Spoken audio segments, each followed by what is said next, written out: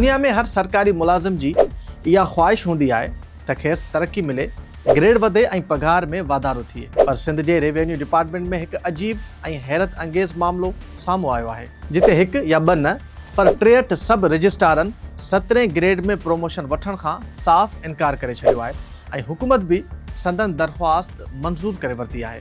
आख़िर 15 ग्रेड जी हिन पोस्ट में अहिड़ो कहिड़ो राज़ आहे जंहिं जे अॻियां कामूरा वॾो ग्रेड ऐं रुतबो बि छॾण लाइ तैयार आहिनि। ऑनलाइन सरकारी दस्तावेज़नि ऐं Sindh civil servant appointment rules मूजिबि सब रजिस्ट्रार जी पोस्ट ग्रेड 15 जी आहे। कानून मूजिबि 5 सालनि जी सर्विस खां पोइ उहे इंस्पेक्टर ऑफ रजिस्ट्रेशन BPS 17 जी पोस्ट लाइ अहल बणजनि था। पर जॾहिं खेनि प्रमोशन ॾिनो वियो त हुन लिखत में दरख़्वास्त ॾेई 15 ग्रेड में ई रहण जी ख्वाहिश ज़ाहिर कई।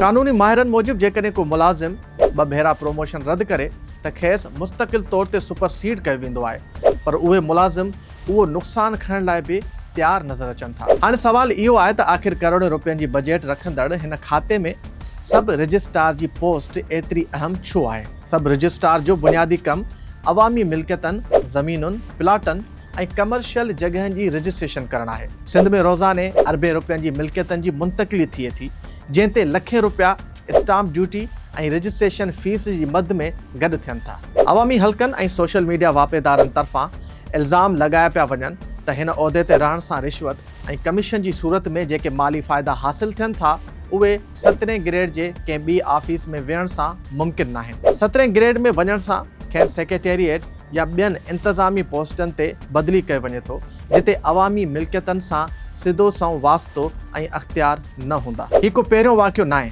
सिंध हुकूमत जे एंटी करप्शन ऐं बोर्ड ऑफ रेवेन्यू जे रिपोर्टनि मूजिबि कराची समेत सिंध जे वॾनि शहरनि में सब रजिस्ट्रार ऑफिसूं करप्शन जे इल्ज़ामनि सबबि केतिरा ई भेरा सवालनि जे वर चढ़ियूं आहिनि, जॾहिं त हाई कोर्ट बि मुख़्तलिफ़ मामलनि ते कमेटियूं जोड़ण जा हुकुम ॾेई चुकी आहे। हाणे सवाल इहो आहे त छा 63 सब रजिस्ट्रारनि जो गॾिजी प्रमोशन रद्द करणु कंहिं मुनज़्ज़म निज़ाम जी निशानदेही करे थो, जिते मुलाज़िम सिस्टम सुधारण बदिरां पंहिंजे मौजूदा उहिदे तां हटण लाइ तैयार न आहिनि। सोशल मीडिया ते अवाम इन मामले खे सख़्तु तनक़ीद ऐं तंज़ जो निशानो बणाए रहियो आहे। कुझु माण्हू लिखी रहिया आहिनि त हीउ मुल्क जो पहिरियों खातो आहे जिते मुलाज़िम वॾो ग्रेड मिलण बावजूदि इनकार करे रहिया आहिनि, पर ॿिए तरफ़ इल्ज़ाम लॻाए पियो वञे त हीउ शुक्रगुज़ारी न पर इख़्तियारनि ऐं माली फ़ाइदनि जो मामिलो आहे। हीअ सूरत हाल सिंध जे गवर्नेंस, शफ़ाफ़ियत ऐं मेरिट वारे निज़ाम ते हिकु वॾो सवाल उथारे थी।